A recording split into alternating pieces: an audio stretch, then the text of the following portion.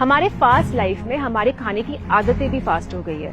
अब तो चावल और रोटी भी सुपरमार्केट में रेडी टू मेक पैकेजिंग में अवेलेबल हो गए हैं। लेकिन ये फास्ट लाइफ में हम बिल्कुल भी माइंडफुल नहीं रहे कि हम क्या खा रहे हैं और क्यों। अब आप ही याद करिए कि पिछली बार कब आपने किसी इंग्रेडिएंट को पढ़ के उस प्रोडक्ट को खरीदा था। अगर नहीं तो ये कुछ चीजें हैं जिससे आप इंग्रेडिएंट्स पे दिए हुए जानकारी को अच्छे से समझ पाएंगे। पैकेट पे इंग्रेडिएंट्स डिसेंडिंग ऑर्डर में डाले जाते हैं, यानी कि सबसे अधिक मात्रा वाले इंग्रेडिएंट से लेकर सबसे कम। जैसे कि ये हेजलनट चॉकलेट स्प्रेड ले लीजिए, इसमें शुगर सबसे पहले लिखा गया है, मतलब कि इसमें चीनी की मात्रा सबसे ज्यादा है। उसी तरह से एडिबल ऑयल उसका दूसरा सबसे बड़ा इंग्रेडिएंट है और आगे तो आप समझ ही गए होंगे। और ऐसी चीजें हम हमारे बच्चों को बड़े ही शौक से खिलाते हैं। बहुत से प्रोडक्ट्स पैकेट के फ्रंट में जो क्लेम करते हैं, असल में वो वैसा होता नहीं है। जैसे कि ये आटा या होल व्हीट ब्रेड ले लीजिए।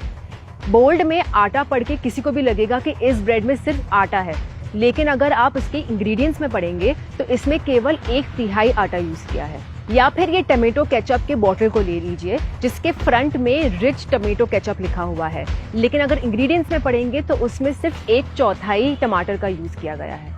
और ऐसे एडवर्टाइजमेंट क्लेम्स कई बार सेहत के लिए हानिकारक भी हो सकते हैं, स्पेशली उनके लिए जिन्हें कोई मेडिकल कंडीशन है। जैसे कि ये बिस्किट के पैकेट को ले लीजिए, इसके फ्रंट में ये क्लेम किया गया है कि इसमें 0% एडेड शुगर है, लेकिन अगर आप इंग्रेडिएंट्स में देखेंगे तो उसमें मॉल्टिटॉल है, जो कि एक टाइप का शुगर है और ज्यादा कंज्यूम करने से वो शुगर जितना ही नुकसान कर सकता है। तो फिर ये डायबिटिक फ्रेंडली कैसे हुआ? कई बार फूड मार्केटर्स हमें गुमराह करने के लिए नेचुरल फ्लेवरिंग जैसे शब्दों का इस्तेमाल करते हैं। अब नेचुरल फ्लेवरिंग के बारे में हम सोचेंगे तो हमें लगेगा कि अगर स्ट्रॉबेरी फ्लेवर है तो उसमें असली स्ट्रॉबेरीज का इस्तेमाल किया होगा, लेकिन ये बात इतनी सीधी नहीं है। ये ध्यान में रखिए कि नेचुरल फ्लेवर्स मीट और डेयरी से भी आते हैं, केवल प्लांट से नहीं।